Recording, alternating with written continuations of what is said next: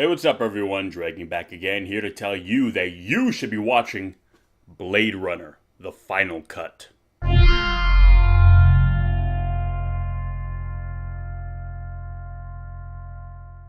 So, Blade Runner is a 1982 science fiction film directed by Ridley Scott, who most of you probably know from movies like Alien and more recently Prometheus and Alien Covenant.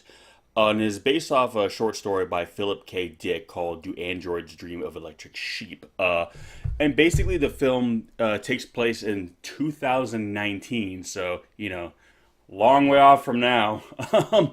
And a kind of a dystopian future Earth, if you will. It takes place in Los Angeles. And in this future, in this world, we have what are called replicants. Now, a lot of times when you hear about Blade Runner, you hear replicants with they're basically described as like robots or like androids, but not really. They're not really robots. A robot, has mechanical components to it. Even if it has organic components, for instance, like the T-800 from the Terminator films, which has, living tissue over a metal endoskeleton, but inside, underneath the flesh, it's still mechanical. There's a machine underneath. These are more properly described as synthetic humans or synthetically made humans. They're made of flesh and blood, but all that flesh and blood is created artificially. Now, replicants are also physically superior to humans. They're faster, they're stronger, they're more durable, and because of that, they've essentially been created and used as slave labor. By this point in time, have already gone to other worlds and have colonized other worlds, and for people who kind of want a better life for themselves, the kind of big, promo is like, go off world for a better life, because essentially Earth has kind of become more or less a bit of a shithole. But not a while ago, there was basically kind of a replicant uprising where some people were killed, and basically replicants wanted to start being treated basically like people, like human beings, as equals. So replicants were banned on Earth. They're only now used for kind of off-world colonization and what have you, but none are actually allowed on Earth. But when some do come to Earth, they have to be dealt with. Enter the Blade Runners, which are basically kind of this elite unit of kind of the police who track down and hunt and, retire, as they call it, replicants. And yes, retire means kill them.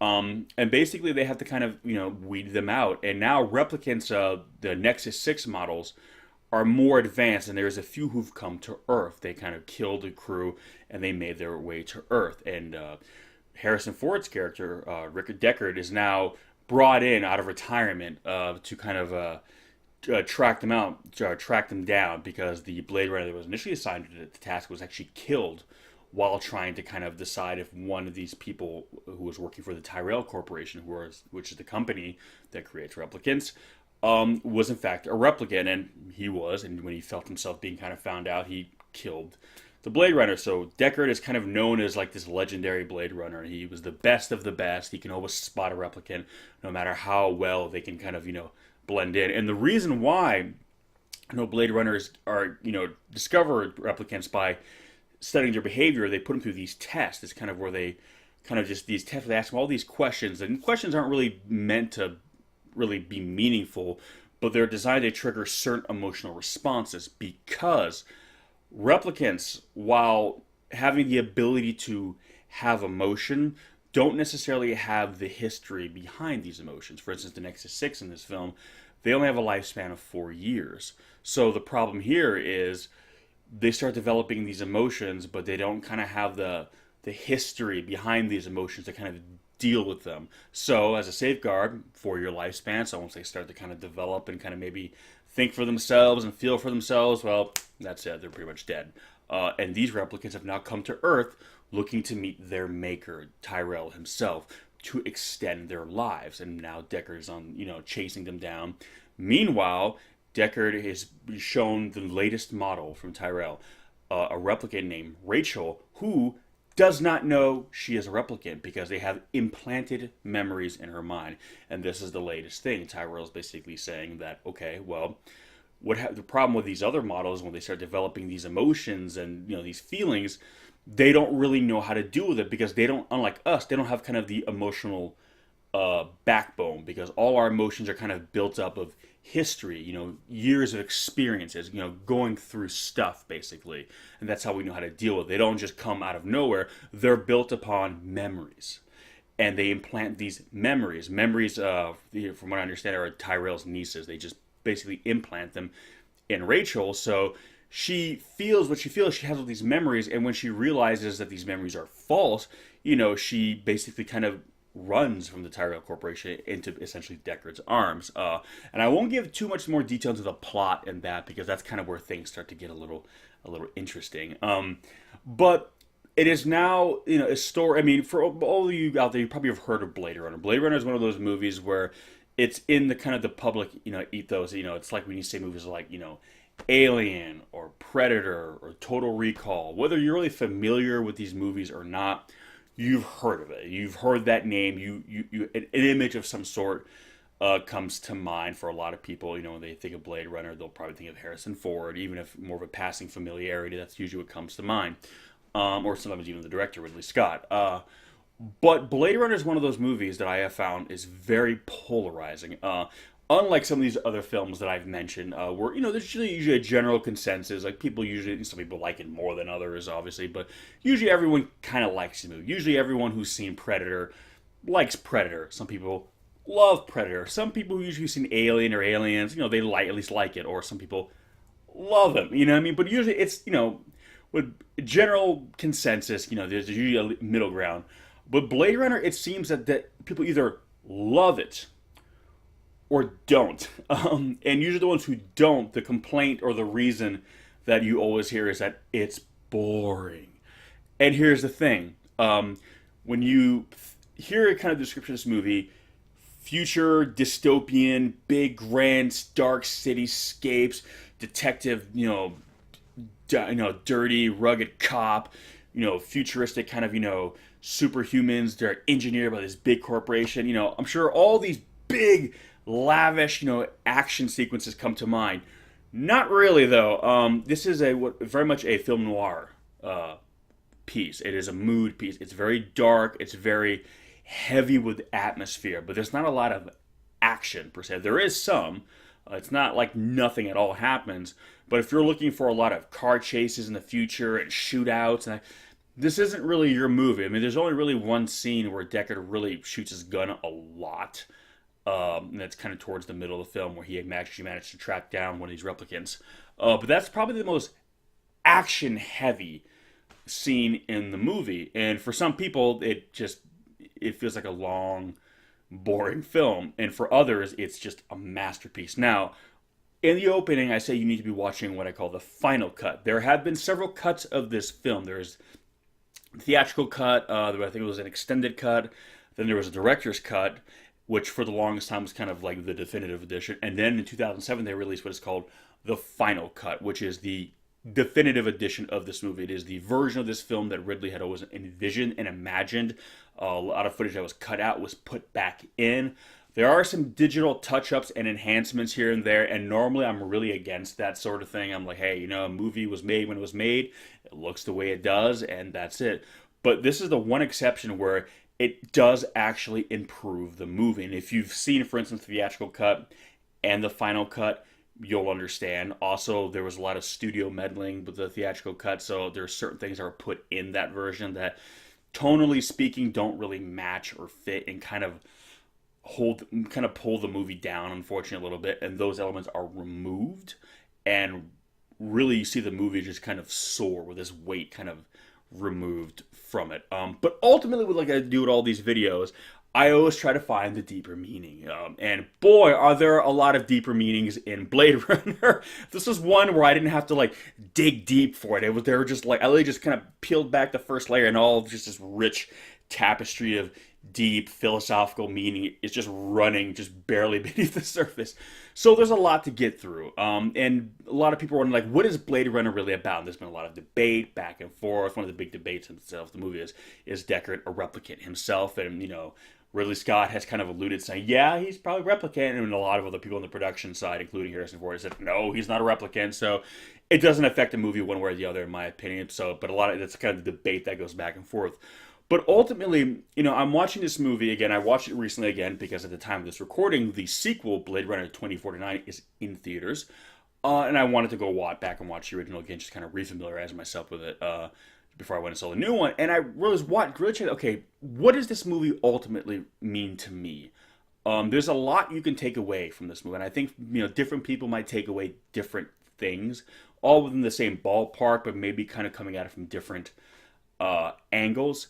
And when I watched it, and it really took pretty much to the very end of the movie for me to kind of really understand for me what it meant to me. And there's a moment at the end where one of the replicants is basically speaking to Deckard, and it's he's basically on the verge of dying because his lifespan is pretty much up, and he's basically telling Deckard, I have seen things that you can't even imagine, because he's been off world, he's been on missions, he starts describing some of these incredible experiences he's had, these things that he's seen with his eyes that most humans would never even fathom.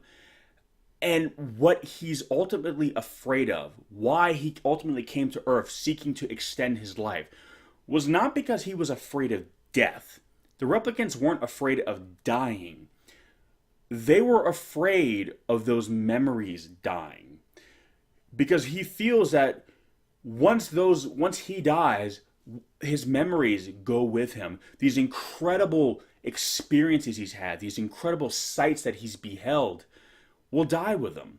And as long as he's alive, these memories, these experiences are alive with him. And that's what he's trying to preserve. Not himself, but these memories that are so kind of near and dear to him, that he cherishes so much. And then that's really what I kind of felt, this is what this story is really about. It's about what life is really about. And it's not the length of it. It is the memories in which it is comprised of. This replicant, this artificial human, whatever you want to call him, has only lived for 4 years, and yet has lived a life that is more full and more fulfilling than probably any of us would ever live. Any of us who live to be 60, 70, 80 or more years old. And in those 4 years, he's gone to different worlds. He's seen spectacular battles in space. He's seen the universe. He's seen things in his 4 years that we will never see in our lives. We experience things and experience these things in ways that not only will we not experience them, but could never experience them the way he has. And because of that, his life is more incredible and more fulfilled than ours.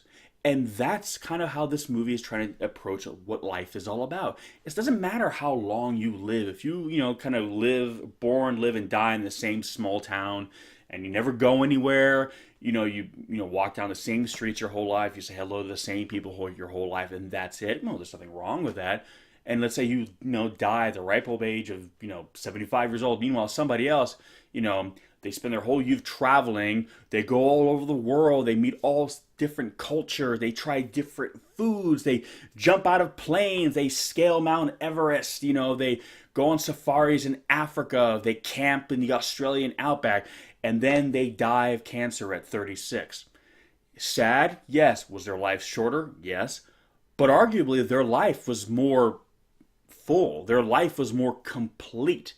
They had a shorter amount of time, and yet with that short amount of time, their life could fill volumes of books, whereas the other person who's has a long life but spend it doing the same thing pretty much every day, might maybe fill a chapter in a book, because it's not comprised of much. It's more just kind of like it's a lot of fat but no meat. So really, Blade Runner, I feel that's what it ultimately is about. That's what I took away from it. It's about looking at your life and realizing how much of it is comprised of moments worth cherishing, moments worth holding on to, moments where you find yourself stopping and remembering them and thinking to yourself, wow, that was something else.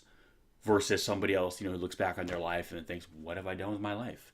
That's really what it's about. So we're meant to feel and pity for the replicants in a strange way. We're meant to feel bad for them because they look like us, they talk like us, and now they can feel like us, yet they don't get to have a whole life. And yet, by the end, you realize that they more or less pity us because we're so fragile and our lives are so monochromatic in a way by comparison to theirs. Their short amount of time in the universe is filled with essentially endless wonder, experiencing things, seeing things that we will never. And when you see the kind of the end come for this replicant, spoilers, I guess a little bit. Sorry. Um, when he goes, he does with a sense of peace, and you don't really feel sad because you realize that he lived a life that, like I said, was incredible, and and at the very end of it, he got to live it on his own terms. He spent most of his life taking orders, but in doing so, he got to see incredible things, and at the very end, he got to just break away and live for himself. And in that moment, at the very end of the film, he is 100% his own master. He is not afraid of death. He's not afraid of dying. In that moment, he just kind of cuts loose and goes wild. And there's something incredibly liberating when you watch him and you realize that he is in that moment living more free than we will ever be probably in our lives. So not only has he seen things we will never see, experienced wonders we never will, he has a moment just before the end where he is experiencing a degree of freedom that most of us probably will never. And you realize that in that moment, that replicant is like it's like a flash of light. It's brilliant. It's bright. But it goes out quick. But while it's there, everyone can't help but just stare and be taken in by it. And that's what I feel Blade Runner is really about. It's about measuring our lives not by its duration, but by the moments that comprise it, regardless of how long or short your life is. It's what is it made up of? What memories do you have that you find yourself recalling every so often that bring a smile to your face? So Blade Runner, again, it's a heavy movie in terms of like philosophy and emotions. Yes, there are a lot of people who think it's boring, and quite frankly, I understand that, because depending on what you like in terms of movies, yeah, it'll be a boring movie. I love big action movies too. I love things that explode. I love movies that move 100 miles an hour. That's fine. But I also love movies too that are very slow and very kind of heavy and philosophical. I think I have an appetite for all kinds of different types of storytelling. So sometimes I'm in the mood for one, sometimes I'm in the mood for the other. But I kind of tend to like the extremes of a lot of things. So for me, Blade Runner, a lot of the stuff that people might complain about it, is the stuff I absolutely love about it. But if nothing else, watch this movie just for the visuals, because this movie is gorgeous. It is probably a movie where if you haven't seen it, I can pretty much almost guarantee you've seen things that are influenced by the big giant dystopian futuristic cityscapes that have cropped up in movies here and there over the years. Blade Runner is kind of where it all began. It's a beautiful film, especially when you consider this film came out in the pre-digital era. It's incredible. It's something so tactile and so rugged about the way this film looks. And if those of you are a fan of film noir, it very much is a kind of futuristic film noir story. For those of you who watch anime, and you're familiar with the genre called cyberpunk, you'll notice that a lot of anime in the late 80s and kind of throughout the 90s had a lot of this kind of dystopian city look to it, and this can all be traced back to Blade Runner. Blade Runner has had an enormous influence on anime, but also a lot of other films too. So more than likely, you've seen something that was very much influenced by Blade Runner, if nothing else, just by the look of it. But watch it for no other reason than just to see how amazing it looks, and then see maybe if this movie speaks to you, because for the people who's it doesn't click, it just doesn't click, and it's just what it is. But the people where this film does click for, it does so in a very special way. If this film is really for you, when you realize that, you'll find yourself really enjoying it, and after the fact, it's almost like a drug high that you kind of ride this high after this film where you feel like you've watched something kind of really special. And for me, that's what I get every time I watch it. But like I said, watch the final cut. It's pretty much the version of the film you can find most easily now. I think the other versions are a little harder to come by. The director's cut might be more or less just as easy, and there's not much difference in the director's cut and the final cut, but the final cut is the definitive edition and the version of the film that kind of both fans and filmmaker all agree is in fact Blade Runner. So to say Blade Runner the final cut is basically just saying Blade Runner. That is the movie, and all other versions of it are kind of just like a variation of this movie. But as always, I will leave links in the description section below where you can pick it up and check it out. And yes, I will make sure they are the final cut of the movie. And if you want to go back afterwards and check out the other versions, that's fine. But make sure you watch this one first if you are, in fact, new to it. So, with that said, Blade Runner, the final cut. Have you seen it? If so, what did you think? I can see kind of two very different schools of thought coming at me now. For those of you who have not, like I said, check out the links. Go watch it. Go check it out. And really just go into, I mean, again, there's a lot of chit chat, especially now with the new movie out about Blade Runner. It's kind of more on the public conscious now. But just kind of tune all that out. Just sit down. I would recommend sitting down in the dark, at night and just watching it. And just take it in and then decide for yourself what it means to you. Because like I said, that was kind of what I walked away from this movie, feeling. But for different people, they might get something else out of it. And that's okay. It's a movie that I think kind of operates on different levels depending on the kind of person you are. So check it out, watch it, see what it means to you, see how it resonates with you, and then come back and give me some of your thoughts because I really would love to know what a first time Blade Runner viewer thinks. Because again, it is one of those movies that is just like love it or hate it. There's nothing else quite like it, and for that reason alone, it's definitely worth the watch. So as always, guys, thanks for watching, and we'll catch you in the next one. Peace!